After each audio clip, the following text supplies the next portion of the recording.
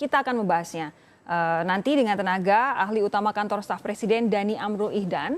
Yang jelas saat ini yang sudah bergabung bersama saya adalah penasihat dari Center for Innovation Policy and Governance yang juga merupakan Deputi 2 KSP Kantor Staf Presiden tahun 2015 hingga 2019, Yanuar Nugroho. Selamat malam, Pak Yanuar.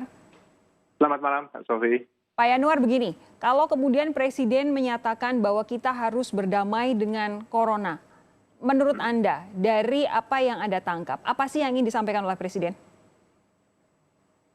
Tentu saya tidak bisa mewakili Presiden, saya bukan juru bicara dan saya sekarang juga bukan lagi menjadi deputi di kantor staf Presiden. Tetapi yang saya pahami adalah mau tidak mau kita harus hidup bersama dengan virus ini. Yang menjadi perhatian dan menjadi concern saya adalah ketika kita hidup bersama dengan virus ini tentu ada prasyarat.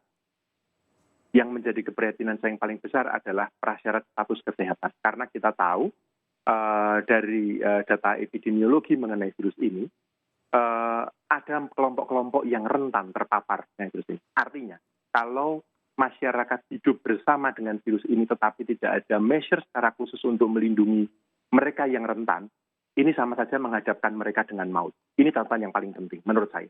Nah, masalahnya adalah sejauh mana magnitud ini kita hadapi, saya harus bilang bahwa kita tidak tahu persis.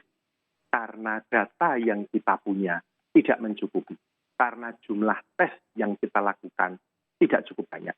Jadi, bayangan saya, arahan Presiden agar kita hidup berdamai dengan virus ini adalah arahan yang juga harus dilengkapi dengan sebuah direktif, sebuah arahan lanjutan dari pemerintah. Yaitu, yang paling penting adalah masifkan jumlah tes. Itu yang paling penting. Kemudian kontak tracing, itu harus. Karena kalau tidak begitu, akan sulit. Karena kita tahu bahwa data yang kita punya setiap hari, yang dilaporkan di covid19.go.id, itu bukan kurva epidemiologi. Begini, itu tadi Anda sudah menjelaskan hal-hal yang harus diperhatikan pemerintah ketika meminta masyarakat berdamai dengan virus corona. Tapi kembali, yang jadi pertanyaan saya tidak ingin Anda mendahului Presiden atau menerka-nerka apa maksud Presiden. Tapi dilihat dari apa yang saat ini terjadi, dilihat apa yang ada di lapangan, kalau kemudian Presiden meminta masyarakat berdamai dengan corona, ini sebenarnya arahnya mau kemana? Nah, tadi kan Mbak Sofi juga bilang agar kita tidak menerka-nerka. Saya juga tidak berani menerka arahnya kemana. Tetapi dalam sebuah strategi menghadapi sebuah pandemi, hidup bersama dengan virus itu bisa dimaknai sebagai sebagai satu kondisi di mana publik memang akan terpapar dengan virus ini. Itu mengapa concern saya adalah status kesehatan. Saya boleh nggak menambahkan sedikit? Silakan. Begini. Kalau kita melihat data global, saya belum bisa bicara tentang data Indonesia meskipun sebagian ada, tapi saya jelaskan nanti. Data global. Kita belajar dan kita tahu bahwa virus ini atau mereka yang rentan terpapar dengan virus ini adalah 1, laki-laki. 2, punya penyakit penyerta atau komorbid. Dan 3 komorbid yang paling besar adalah hipertensi, diabetes, dan jantung. Di banyak atau di dalam kasus global yang datanya sudah cukup lengkap, kita tahu bahwa kebanyakan 3 hal ini tadi, 3 komorbid dan laki-laki ini tadi, terjadi pada mereka yang berusia 60 tahun, 65 tahun ke atas. Itu di luar negeri? Iya, di data global. Kalau Anda lihat World Meter, artinya terpapar dan bahkan meninggal. Di Indonesia seperti apa? Kita belum punya data itu secara nasional. Atau setidaknya data itu belum dibuka. Karena yang kita lihat di covid19.go.id bukan data itu. Kalau saya lihat itu saja, sekarang ya kalau kita lihat, kalau Anda masuk ke covid19.go.id, kemudian Anda lihat datanya, kita akan melihat bahwa 3 tadi benar, komorbidnya 3 tadi, laki-laki. Tetapi yang terserang mulai umur 30 dan 31 tahun ke atas.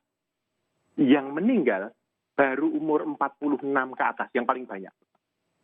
Anda mau bilang bahwa corona di Indonesia menyerang orang pada usia yang lebih muda?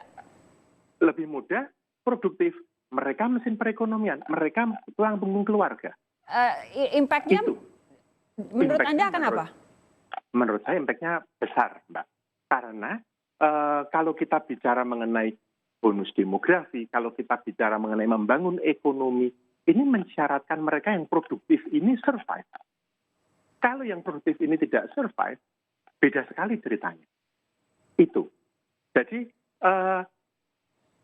berdamai atau hidup bersama dengan virus corona ini punya pengandaian. Pengandaiannya adalah status kesehatan yang baik. Sementara yang ada di kita tahu prevalensi merokok, kita tahu stunting, kita tahu seperti apa yang diderita penyakit. BPJS itu tekor karena 3 hal tadi itu. Nah, jadi itu harus dibarengi dengan upaya memperkuat status kesehatan di negara ini. Tidak mungkin tidak. Karena kalau hanya hidup bersama dengan virus corona, saya khawatir korbannya akan cukup tinggi. Okay. Itu bagi saya catatan yang perlu diperhatikan. Tentu saya memahami bahwa yang diharapkan Presiden adalah dengan hidup berdamai ini adalah mencegah total collapse of society dan runtuhnya itu iya. Itu pertanyaan saya kemudian adalah bagaimana kemudian Anda juga pasti harus mempertimbangkan bahwa society harus tetap berjalan, tidak boleh collapse sama sekali. Nah, bagaimana kemudian pemerintah harus bisa menjaga antara kesehatan dan jangan sampai society ini collapse? Akan dijawab sesaat lagi, jangan kemana-mana saudara, tetap bersama kami di Sapa Indonesia Malam.